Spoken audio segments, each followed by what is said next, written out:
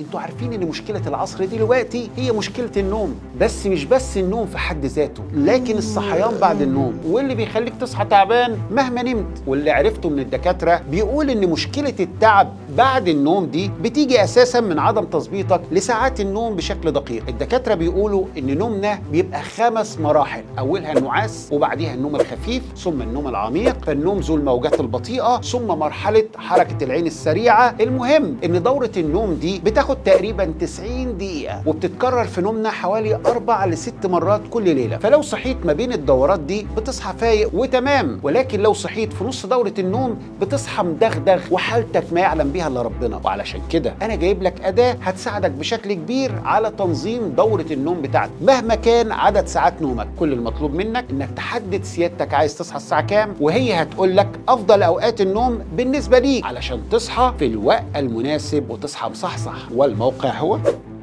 لايك وشير وتابعني لو بتحب المحتوى ده علشان لسه في اكتر.